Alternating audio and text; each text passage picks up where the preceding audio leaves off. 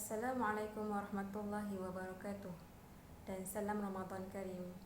Alhamdulillah, Allah masih menjangkan usia kita untuk terus berada di dalam bulan Ramadan.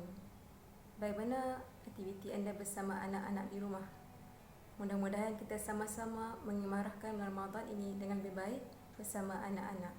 InsyaAllah, hari ini saya akan berkongsikan kepada anda beberapa aktiviti yang sesuai dilakukan di rumah bersama anak-anak ketika bulan Ramadan.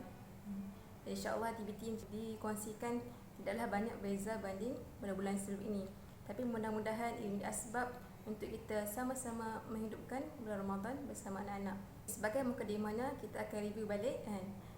Saya akan kongsikan 4 prinsip yang Rasulullah ajarkan dalam mendidik akidah anak-anak. Okey. Yang pertama, perkataan pertama yang perlu kita terapkan kepada anak-anak ialah perkataan La ilaha illallah, tiada Tuhan selain Allah. Yang kedua, mengajar anak tentang perkara halal dan haram apabila mereka mula memahami. Ketiga, menyuruh anak melakukan ibadat seawal usia 7 tahun. Dan yang keempat, mengajar anak mencintai Rasulullah SAW dan keluarganya dan mencintai untuk membaca Al-Quran. Berdasarkan 4 prinsip tadi, mudah-mudahan sama-sama kita muhasabah. Adakah kita telah menerapkan 4 prinsip tersebut dalam kepada anak-anak kita kan? Mudah-mudahan Ramadan ini sebagai satu runjakan untuk kita perbaiki diri kita, perbaiki akhlak anak-anak kita, insya-Allah kan. Okey, seterusnya saya akan kongsikan beberapa aktiviti yang sesuai dilakukan bersama anak-anak. Yang pertama adalah kita adakan berpuasa, solat fardu dan solat tarawih bersama-sama. Ini poin pertama. Maksudnya kita cuba hidupkan ibadat berpuasa dan solat bersama dengan anak-anak di rumah. Mungkin mereka ni kita kata anak-anak masih tak memahami kan, tapi sebenarnya mereka sedang memerhati lah kan. Mungkin kita sebagai ibu bapa di rumah, ibu bapa kita just letak target kan, walaupun mungkin tak 5 waktu, mungkin 2 waktu saja sebagai permulaan. Tapi kita cuba hidupkan budaya tu dalam rumah lah. Dan yang kedua, kita boleh hafal surah lazim ataupun hadis bersama anak-anak di rumah. Sebagai contoh, kita boleh letakkan sasaran 1 ayat sehari, ataupun mungkin bagi ibu bapa yang bekerja, mungkin letak seminggu 1 surah pendek kan. Mungkin kita boleh fokus pada surah-surah lazim yang pendek lah. Dan saya pernah baca satu artikel yang dia kata dia mempraktikkan 1 ayat ataupun 1 surah tu dia ulang sehari 10 kali. InsyaAllah mudah kita boleh cuba terangkan anak-anak kan, tengah pakai baju ke atau tengah main, kita cuba lafazkan ke mereka secara perlahan-lahan. Jangan terlalu laju nanti anak tak dapat tangkap kan.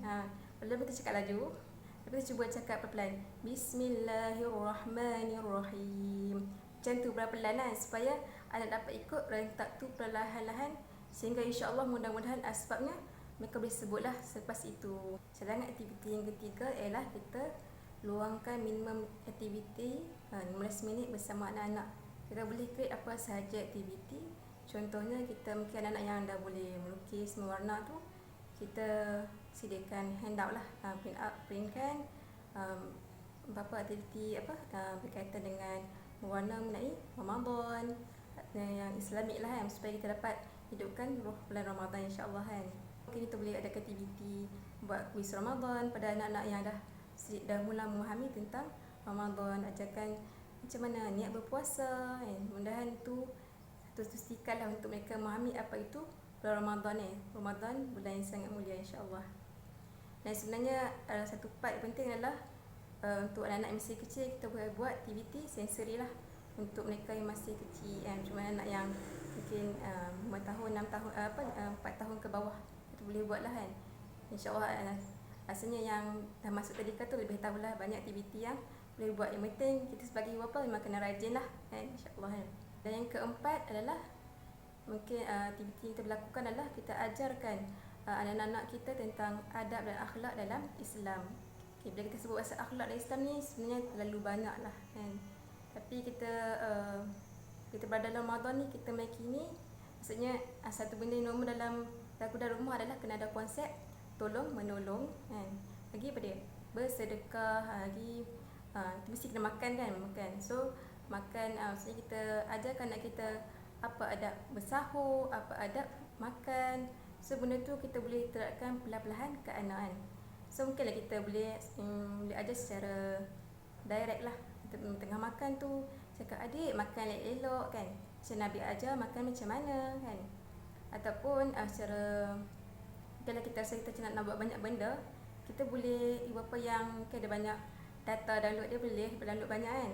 So setiap hari tu ataupun 3 hari sekali ke, mungkin boleh ada tema kat rumah tu lah. Contohnya apa, contoh bagi nak tengok pasal adab makan, adab bangun tidur kan. Sebenarnya kat YouTube terlalu banyak lah, maksudnya lilin yang Islamic kita boleh download dan cuba tunjuk ke anak-anak lah. Contohnya macam download Mahana, Alif dan Sofia, contoh pun lagu doa harian Waki Istian Dewi kan. Dah terlalu banyak lah sebenarnya kan. So mungkin tu adalah antara medium yang kita boleh cuba pasakkan dalam anak-anak minda mereka tu, supaya mereka faham apa sebenarnya akhlak dan Islam yang kita kena jagalah kan, insya-Allah kan. Okey, sebenarnya part yang penting bila kita bagi anak tengok video adalah awal-awal lah kan, kita kena join mereka tengok sekali lah kan. Sebab apa, time ni kita boleh terapkan sikit-sikit dekat anak apa yang boleh buat, apa yang tak boleh buat kan.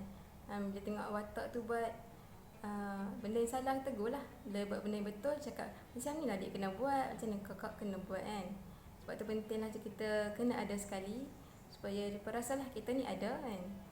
Kalau mereka dah faham sikit, kalau macam nak masak ke apa, boleh tinggal sekejap lah untuk mereka tengok video tu kan. Aktiviti yang seterusnya adalah kita adakan sesi bercerita dengan anak-anak. Tak kisahlah bedtime story ke, ataupun kita memang ambil waktu lah untuk kita nak bercerita kepada anak-anak.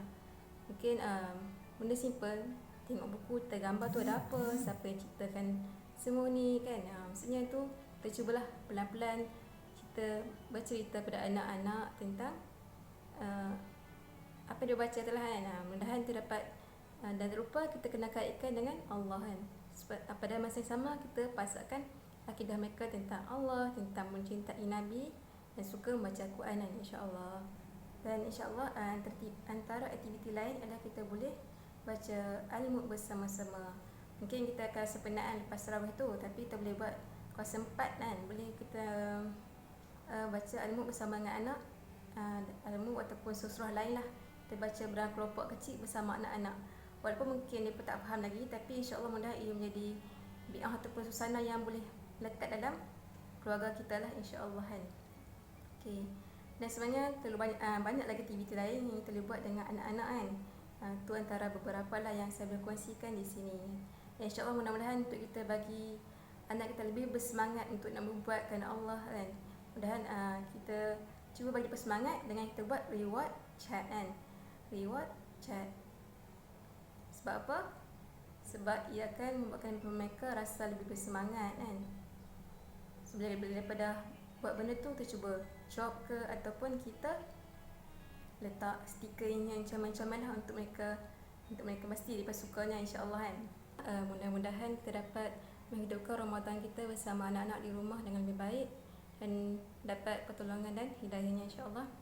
Dan sebelum mengakhiri konsep ini, saya tutup dengan 3 tips untuk ibu bapa pula kan. 3 hidup kan. 3 hidup yang kita kena jaga adalah, pertama, hidupkan budaya membaca Al-Quran depan anak-anak kan. Hidupkan, maksudnya bukan budaya tapi lebih kan. Sepatutnya memang kita kena banyakkan membaca Al-Quran kan. Mudah-mudahan bila kita baca depan anak tu, anak akan terinspirasi, nampak, oh macam ni rupanya kan. Kita kena banyak baca Al-Quran. Sebab saya akui kan, bila kita banyak baca Al-Quran depan anak, anak akan mudah mengikut lah. Banding kita baca seseorang, kadang kita rasa bila baca seseorang tu lebih khusyuk semua kan. Tapi at least kita cubalah spend sedikit masa untuk baca depan anak-anak lah. Dan yang kedua, hidupkan tempat ibadah, terutama dalam bulan Ramadan ni lah, supaya kita rasa semangat ibadah kan. Mungkin PKP ni pun lagi lah, kita kena hidupkan balik hati kita, hidupkan jiwa kita dengan mengingati Allah dan mohon pertolongan Allah lah. Yang ketiga, hidupkan hati kita, ingatkan hati kita bahawa mendidik ni satu amanah. Walaupun mungkin kita sebagai ibu kan, kita rasa serabut ke apa, tapi kita kena yakin bahawa kita ada Allah yang akan bantu kita untuk mendidik anak. Yang penting kita cuba melaksanakan tanggungjawab kita dengan sebaiknya, dan Allah memandanglah. Dan di kesempatan bulan Ramadan ni, kita sebagai bapa banyakkan berdoa untuk anak-anak kita dan diri kita lah kan, supaya kita sama-sama dapat menjadi ibu bapa dan anak-anak lebih baik, insya-Allah. Wallahu alam, itu sekadar perkongsian saya untuk hari ini. Mudah bermanfaat. Sekian. Assalamualaikum warahmatullahi wabarakatuh. Jumpa lagi.